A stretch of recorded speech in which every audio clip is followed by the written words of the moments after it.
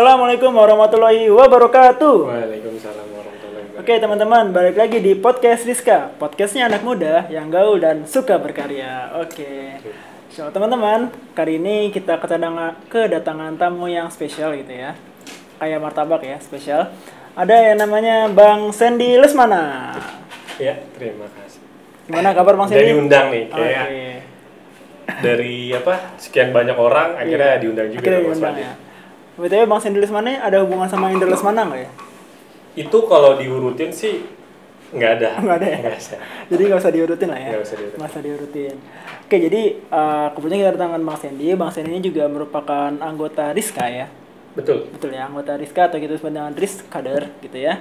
Yang beraktivitasnya di bidang sosialnya Rizka gitu ya, Betul. benar ya. Di bidang sosial. Jadi bukan sosial media ya, tapi emang sosial kebermasyarakatan ya, lebih tepatnya. Ah iya. Kemanusiaan. Yeah. Kemanusiaan. Oke, Bang Sandy, ini kita mungkin bakal ngomong banyak terkait dengan kegiatan-kegiatan sosial Rizka yang ya terutama di masa pandemi kayak gini nih Bang nih. Oke. Ya, seperti kita tahu kan sebenarnya kalau kegiatan sosial Rizka kan dulu sebenarnya udah banyak ya, cuman karena terkait pandemi apa sih sebenarnya yang Rizka lakukan ya untuk masyarakat gitu. Sumbangsi apa sih sumbangsi gitulah Ya. intinya. Jadi sebenarnya gini, kita kan nggak pernah tahu ya ada pandemi, terus Betul. juga nggak semua orang pun pernah ngalamin. Jadi gini, pandemi itu terakhir kan udah sangat lama ya, bahkan kita belum lahir gitu. Kayaknya orang tua kita juga belum lahir. Nah itu, jadi kita nggak pernah tahu nih apa yang harus kita lakuin terhadap ketika misalkan ada pandemi, kegiatan sosial apa nih yang harus kita lakuin buat masyarakat atau bahkan ke teman-teman kita Rizkader. Jadi memang dibutuhkan pemikiran yang cepat. Kira-kira apa yang memang dalam waktu dekat ini isunya itu butuh apa? Dan memang setelah pandemi bulan Maret lah ya. Maret ya. Maret ya. Awal itu baru mulai terasa tenaga-tenaga medis Indonesia itu udah mulai banyak, tapi untuk peralatannya tidak mendukung. Peralatannya kurang mendukung. Peralatan. Oh, berarti yang viral di media itu bener juga ya? Itu benar. Karena kita beberapa waktu lalu kita memang membantu sih, walaupun memang cuma sedikit, tapi memang ya alhamdulillah semuanya dilancarin. Beberapa rumah sakit kita bantu untuk ngirim seperti kayak hazmat, terus masker. Terus memang kita nggak mensupport mereka dari cuman APD aja. Tapi kita berpikir bahwasanya kalau misalkan pandemi itu banyak yang mengganggu pemikiran mereka atau tekanan yang mereka dapat itu di tenaga medis itu pasti banyak. Iya, pressure-nya ya. Betul. Anak-anak milenial yang sekarang kan kebanyakan anak medis nih anak milenial nih. Iya, iya. Baru dapat pekerjaan misalkan jadi perawat atau dokter segala macam. Tiba-tiba ada pandemi, mereka kan ya kalau mau dibilang siapa yang siap, kita belum ada yang siap untuk hadapin pandemi ya. Jadinya pasti ada tekanan yang datang ke mereka, rasa ketakutan mereka. Ya mungkin bisa aja ketika mereka berhadapan dengan pandemi bisa menularkan ke keluarga mereka yang mereka kasihin. Jadi kita kasih surat, kita kasih bingkisan coklat dan segala macam. Wih, romantis banget ya, ada surat, ada coklat ya kan? Kita kasih bunga mawar segala macam. Jadi Masya Allah. kita pengen para tenaga medis itu bukan cuma kayak kita mensupport peralatan walaupun memang hanya sedikit ya. Tapi membantu mereka lebih semangat lagi. Jadi kayak ketika kalian berjuang, kalian melihat ada orang yang sakit, ada yang memang meninggal di depan mata mereka mungkin bisa berpikir sepertinya gue mengalami ini sendiri gitu. Tapi kita datang, kita mau ngasih info ke mereka, kalian nggak sendiri. Oke. Gitu. Ada kita yang nemenin. Masya Allah. Jadi Dan doa kita tuh ya. selalu untuk mereka-mereka yang ada di garis depan. Masya Allah, luar biasa. Memang ya tadi Bang Sandy juga bilang sedikit apapun bantuan sebenarnya itu berarti banget ya Bang Sandy ya buat para tenaga medis segala macam. Dan itu luar biasa sih, maksudnya tadi dibilang bahwa diberikan surat, diberikan coklat, itu merupakan suatu motivasi saya sendiri mungkin ya buat para tenaga medis gitu ya. Karena ibaratnya ternyata banyak loh yang support gue gitu loh, banyak loh yang doain gue, dan kayaknya secara psikologi juga ini ya mereka akan bangkit lagi gitu ya. Nah betul, jadi memang ada beberapa feedback yang kita terima, mereka merasakan adanya semangat yang timbul gitu. Jadi mereka menjadi lebih berani lagi, mereka merasa mereka diperhatikan gitu. Oke. Jadi butuh perhatian ya. Ya, karena jujur aja nih, kalau misalkan walaupun kita cuma ngasih sedikit, tapi orang lebih melihat atau merasakan perhatian yang mereka terima. Itu sih. Jadi mereka lebih bersemangat, merasa bersama-sama nih menghadapi pandemi, walaupun misalkan kita nggak maju paling depan gitu ya. Tapi insya Allah semuanya kita sama-sama bareng. Ya benar banget. Ya, memang itu tadi ya. Walaupun sedikit, setengahnya masih bisa berharga lah ya buat semuanya. Oke, dulu mungkin pas awal-awal gitu ya, kan ada beberapa rumah sakit ya Bang Sandy ya? Itu kalau nggak salah kita sih hampir ada 14 rumah sakit. 14 rumah sakit ya? 14 rumah yang sakit. ada di Jakarta dan sekitarnya. Jakarta, terus Tangerang. Tuh banyak sih Jakarta, Tangerang. Oke, yang Jakarta, Tangerang. Karena ya memang keterbatasan dana kita, terus juga ketika sulitnya APD dan segala macam itu memang menyulitkan kita. Dari misalkan dulu harga masker kita tahu bisa nyampe 350.000. Betul. Sedangkan kalau yang biasa-biasa aja di waktu bukan pandemi itu cuma hanya 25 ribuan. Betul banget. Tuh kita nyaris, walaupun misalkan nih kita punya uangnya, kita punya duitnya misalkan buat beli 20 masker, 20 box masker gitu. Tapi barang yang ada di pasaran pun tidak ada. Nggak ada ya. Itu susahnya seperti itu. Berarti itu jadi tantangan buat kita sih. Iya ya, selain mau memberikan ini, kita juga tantangan juga buat dapetin hal itu ya. Itu kita harus nyari ke sana ke sini. Bener. Terus juga banyak pengorbanan yang memang sebenarnya jadi semangat juga buat kita buat membantu teman-teman. Masya Allah, luar biasa. Oh ya, waktu itu kalau nggak salah ini kan nama depan main Rizka Peduli ya, kebetulan Bang Sandy ya. Nah, Rizka Peduli juga pernah bekerja sama dengan salah satu lembaga kemanusiaan ya, Bang Sandy ya? Oh iya. Betul ya. Oh itu apa tuh? Apa yang diberikan juga itu kepada? Oh jadi memang gini, beberapa program kerja Rizka Peduli pas saat pandemi itu ada beberapa yang kita support, dan kita pertama-tama memang melakukan aksi langsung terjun. Aksi langsung terjun. Betul. Ya? Kita langsung datengin ke depan rumah sakit, kita nggak berani ke lobby nih. Oh iya. Karena ketika misalkan kita nyampe lobby aja kita udah takut juga dong. Itu masih awal-awal lagi ya. Iya, masih awal-awal itu tenaga medisnya udah pakai hazmat suit segala macam, udah pakai pelindung APD lengkap gitu. Ketika kita mau samperin ke dalam juga kita takut. Kita nggak ada yang berani gitu kan. Kita samperin, kita kasih. Lalu setelah evaluasi kita berpikir bahwasanya kita kalau misalkan nggak bisa bantu langsung terjun ke lapangan, seenggaknya kita memberikan bantuan yang memang bisa lebih dari cuman ke lapangan, karena resikonya juga cukup besar. Oh iya, betul.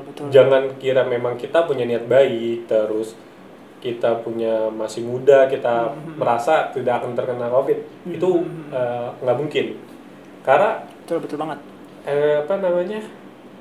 Pandemi atau COVID-19 itu nggak memandang siapapun orangnya. Kalau memang udah terjangkit, kita bisa terjangkit. Iya, betul. Jadi kita berpikir, kita harus bekerja sama lembaga yang memang sudah expert dalam kategori, memang mereka sudah punya tim yang khusus, sudah punya tim yang terstruktur, dan punya mereka SOP yang memang udah mereka pahamin untuk terjun ke bencana pandemi ya. Kita kemarin kerjasama sama Dompet Duafa. Kita itu mengumpulkan dana dalam waktu kurang lebih 1 bulan, dan kita kurang lebih alhamdulillah dapat sekitar 13 jutaan. Alhamdulillah. 13 jutaan alhamdulillah. Itu kita salurkan langsung Dompet Duafa. Ya. Betul, langsung ke kantor mereka. Karena memang yang kita lihat di awal-awal ya, itu Dompet Duafa memang secara cepat tanggap. Mereka membuat posko-posko dan membantu beberapa rumah sakit. Oke. Berarti ya memang dengan keterbatasan FTM kita juga masih bisa mengoptimalkan dengan cara bekerja sama dengan para lembaga-lembaga kemanusiaan gitu ya, yang expert di bidangnya, dan juga seenggaknya mengurangi resiko kita juga. Ya, karena memang itu bakalan jadi dilema juga buat saya sendiri sebagai memimpin teman-teman saya yang ibaratnya tuh memang mereka punya semangat yang kuat gitu. Mereka pengen ngebantuin teman-teman yang ibarat katanya ini teman saya loh, mereka jadi tenaga medis, mereka bahkan sampai pakai masker, mereka wajahnya rusak dan segala macam. Mereka merasa mereka butuh bantuan gue gitu. Oh gitu ya, pengen jadi membantunya ya. apa namanya, rasa pengen menolong mereka pun harus didasari dengan keamanan yang memang cukup lah gitu. Iya, betul, Gak bisa betul. sembarangan kita langsung datang ke sana kasih segala macam berinteraksi, malah itu kan menimbulkan Iya, resiko. betul. Oke, betul, baik. Oke, Bang Sandy, selain itu ya, kan kegiatan Diska pun juga dirasakan ya, karena kita banyak kan dulu kegiatan rame-rame segala Betul. macam. Nah, selama pandemi ini kegiatan dampaknya apa sih dalam kegiatan Diska atau ke anggota-anggotanya Rizka misalkan atau lain sebagainya, kira-kira gimana tuh Bang Sandy? Jadi gini, kita sadarin di awal bahwa pandemi atau COVID-19 itu tidak memungkinkan untuk memang terdampak ke anggota kita sendiri. Iya, Jadi menutup kita kemungkinan lah ya. betul. Jadi Gitu ya. semua orang masih bisa kena. Ada kemungkinan itu banyak, ya kan. Nah, lalu ketika misalkan kita bantuin keluar, kita juga harus antisipasi untuk teman-teman kita yang memang terdampak secara ekonomi atau misalkan bahkan mereka terkena papar langsung COVID-19. Jadi kita waktu itu menyusun beberapa rancangan. Yang pertama memang kita membantu teman-teman riskader yang terdampak secara ekonomi. Kita bantu. Lalu juga untuk teman-teman riskader itu yang terkena COVID-19 itu juga kita bantu secara Bantuan langsung atau gimana? oh iya, jadi bantuan langsung. Jadi kayak Bantuan langsung ya. kita memang tidak memberikan hal yang banyak gitu, cuman kita bantu support untuk nutrisi mereka. Oh iya, betul. Jadi misalkan kalau ada yang kena COVID nih, ada laporan masuk ke kita, kita proses, kita bantu kirim, kayak misalkan kita kirim nutrisi ke mereka selama 14 hari, karena kan memang iya, anjurannya waktu itu 14 Iya, 14 hari, ya. betul. Jadi kita mencoba apa sih kira-kira yang bisa kita kasih selama 14 hari ini tanpa terputus bernutrisi mereka. Jadi daya tahan tubuh mereka tuh kuat. Iya. Kan selama ini kita tahu belum ada Self-healing gitu ya. obatnya, belum segala macam gitu ya. Iya, betul. Jadi kita kasih itu dan kita kasih surat juga. Oke, Ya, dikasih sama. surat lagi. Betul.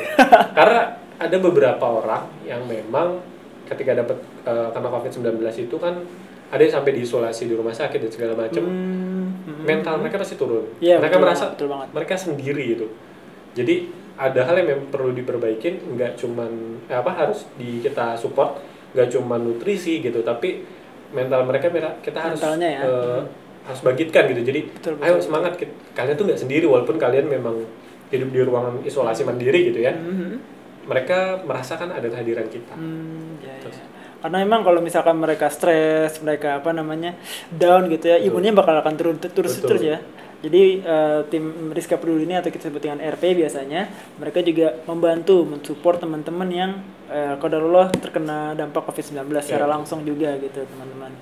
Oke, ada lagi mungkin Mas Indi mau disampaikan kepada teman-teman pemirsa pemirsa gitu ya? Sebenarnya sih cukup ya.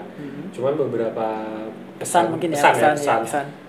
Untuk setiap kita mau mencoba membantu orang, memang kita harus punya dasar atau ilmunya gitu. Misalkan kayak misalkan pandemi segala macam. Tidak dipungkiri, anggota kami pun pernah terpapar COVID-19 gitu. Jadi di sana kadang ada dilema di kita juga saya sebagai ketuanya, bahwasanya mereka pun tanggung jawab saya gitu. Kita nggak pernah tahu apakah ternyata tingkat kematian dari anggota saya itu tinggi atau enggak, kita nggak pernah tahu. Iya, Allah alam. Jadi bisa aja itu jadi bahkan penyesalan saya seumur hidup gitu. Misalkan ada anggota saya sampai yang memang terpapar sampai memang parah gitu. Tapi alhamdulillahnya semuanya sekarang aman. Alhamdulillah sembuh ya. Alhamdulillah. Kalau untuk saran buat teman-teman, jadi gini, kita memang nggak bisa ngebantu orang, semua orang itu kita nggak bisa bantu. Misalkan saya Mas Fadil ya, saya cuma bisa bantu 10 orang nih, kemampuan saya cuma 10. Kalau bisa kita tidak membantu 10 orang ini yang memang benar-benar membutuhkan. Ini versi saya ya. Kita bantu 8 orang yang memang benar-benar tidak yang membutuhkan gitu. Mereka butuh, kita kasih. Tapi kita sisa ini 2 orang, kita kasih menularkan rasa bersosial ke orang lain, ke yang mampu. Kenapa? Karena bisa jadi Allah menggerakkan hati mereka, kedua orang ini membuat mereka menjadi 10 dari satu ini membantu 10 orang lainnya gitu. Gitu ya. Jadi ketika misalkan gimana caranya saya ngebantu orang yang membutuhkan bantuan saya 100 orang, tapi saya cuma hanya mampu 10. Kita coba itu, kita kasih proporsional itu bebas. 8 kita kasih yang memang kurang mampu, lalu yang 2-nya kita sisain, kita kasih yang mampu untuk menularkan hasil sosial. Karena gini, ketika misalkan kita mencoba bersosial nih, karena kenapa saya masuk di dunia sosial, karena juga saya pernah dibantu. Ketika saya dibantu, rasa yang saya terima, oh ternyata ngebantu itu menyenangkan loh. Jadi ada rasa kepuasan tersendiri yang nggak bisa dijelasin kata-kata. Iya benar. Jadi sekarang kan banyak tuh yang mulai tergerak dan segala macam. Nggak perlu memang kita abadikan, misalkan kita berbagi terus kita foto dan segala macamnya. Kalau kita mau berbagi, kalau misalkan itu bisa aja, tapi ada cara lainnya, yaitu memberikan sesuatu kepada teman yang memang mereka mampu untuk berbagi juga. Jadi menularkan semangatnya. Ya, semangat untuk berbagi. Gitu ya, Masya Allah, luar biasa. Mungkin karena waktu yang memisahkan kita, boleh kita nggak pernah berpisah. Oke teman-teman, dimanapun berada, jangan lupa untuk nonton di podcast Rizka berikutnya, dan jangan lupa juga subscribe di channel ini ya, di tombol merah di mana ya kalau di sini, di bawah sini, di sini ya, tombol merah di sini, dan juga follow juga Instagram @rizkamenteng, dan apalagi ya, website ya, rizka.org.id. Oke, mungkin cukup dari kami berdua ya. Saya Fadil dan Bang Sandy. Lebih kurangnya kami maaf apabila banyak salah. Wabillahi taufiq wal hidayah. Wassalamualaikum warahmatullahi wabarakatuh.